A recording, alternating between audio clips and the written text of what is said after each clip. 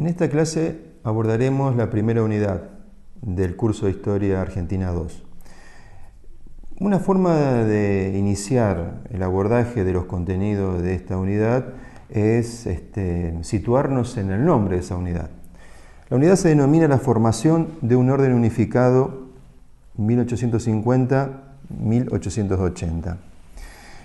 La idea de orden unificado contiene, pero no solamente se circunscribe al fenómeno y al objeto Estado, ¿no? El Estado es un componente de una sociedad moderna, ¿no es cierto?, al cual después el Estado tiene un nombre particular o un adjetivo particular que es Estado Nacional. No obstante, la construcción de un orden implica tener en cuenta, sí, la edificación de ese Estado que después se va a denominar nacional, pero también otros instrumentos, ¿no? Por ejemplo, los instrumentos que tienen que ver con dar lugar a lo que en términos conceptuales también denominamos mercado. Es decir, el mercado y el Estado son formas de resolver una organización de la sociedad, y entre ambas está también la forma de constitución de esa sociedad, es decir, cuáles son los sujetos en términos individuales y en términos colectivos que se van conformando al calor de los procesos históricos. ¿Qué quiero decir con esto? Un mercado es una forma de articulación de sujetos, que no es lo mismo un mercado construido al calor de la inserción de una economía determinada, como la economía argentina, por ejemplo, inserta en un mercado internacional que a su vez está organizada desde la perspectiva de un orden capitalista.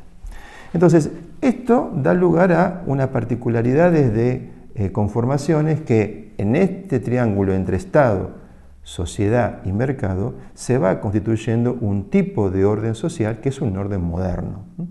Es un orden moderno que en el caso de la Argentina se va a construir en estas tres décadas aproximadamente, desde 1850 a 1880. Entonces, enmarcándonos en este primer elemento, el inicio y el fin de este periodo tiene una coincidencia. 1852, para tomarlo como inicio puntual de la unidad, es una instancia de solución de fuerza. El periodo empieza con un enfrentamiento militar que es la derrota de un Estado de la futura Argentina, que es el Estado de Buenos Aires, a manos de un ejército que está construido por una coalición de fuerzas armadas que responden a distintos estados, y es la batalla de Caseros. La batalla de Caseros es una solución de fuerza, lo que implica el triunfo de unos y la derrota de otros, pero que en términos políticos conlleva a la construcción de las condiciones que van a dar lugar pocos meses luego a la reunión de un congreso, un espacio de deliberación, que va a dar lugar a la sanción de la Constitución Nacional de 1853.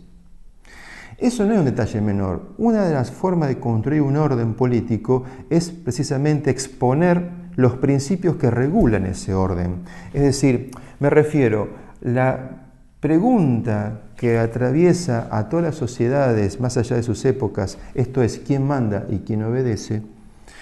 La forma de resolver esa pregunta es, por ejemplo, a través de un dispositivo constitucional.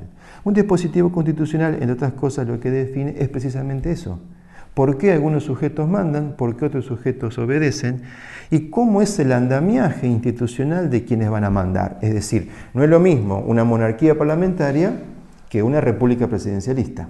Ambas son formas de resolver el problema de quién manda y la forma de organización del poder, pero son distintas. En el caso de la Argentina, en 1853, a partir de los principios teóricos de un letrado de mediados del siglo XIX, que es Juan Bautista Alberdi, en una obra que se llama Bases y puntos de partida para la organización de la República Argentina, ahí están las bases teóricas y políticas de la Constitución de 1853.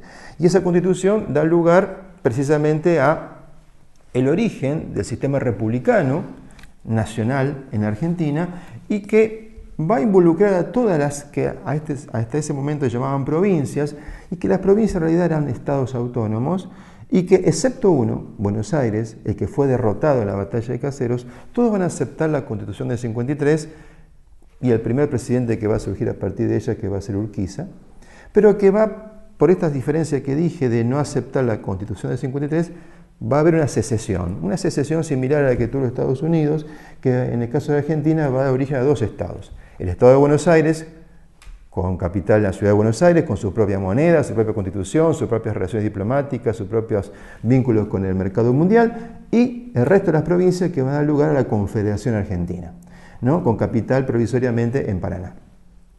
Ahora, esto que estoy diciendo, esta secesión, va a dar origen en consecuencia a dos estados que van a seguir recorriendo estos caminos hasta que finalmente en 1862 se produce la reunificación. Una reunificación que no es pacífica, una reunificación que implica enfrentamientos entre el Estado de Buenos Aires y la Confederación Argentina, que son enfrentamientos militares, y a partir de la reunificación de 1862 podríamos decir que se acelera el proceso de la construcción de ese orden unificado y de la construcción de esa sociedad moderna. Eso se denomina, ese proceso de aceleración que va entre 1862 y 1880, se produce a través de tres grandes presidencias, que son la presidencia de Mitre, la de Sarmiento y la de Avellaneda. No me voy a detener en cada una de esas experiencias gubernamentales, pero sí lo que quiero sostener que en esas presidencias históricas se construye la Argentina moderna. Entendiendo como Argentina moderna precisamente esa particular forma de articulación entre los tres elementos que dije al principio: un tipo de Estado, un tipo de mercado y una forma específica de organizar la sociedad. Entre 1860 y 1880 tenemos, por ejemplo, la progresiva construcción de una economía, en el caso argentino, una economía de una fuerte base agraria, que nos permite decir que la Argentina construye un capitalismo con una base agraria. No es un capitalismo de tipo industrial, al estilo clásico europeo. Es decir, aquí no hay una revolución industrial y la construcción de, por ejemplo, una fuerte clase obrera al calor de ese desarrollo industrial. La Argentina trae consigo otro tipo de construcción capitalista, y esto es bueno pensarlo. Si nosotros traemos ejemplos, modelos de construcción capitalista de Europa Occidental, por ejemplo, veremos que en la Argentina esto no ocurre. ¿Esto implica que no se construye una economía capitalista?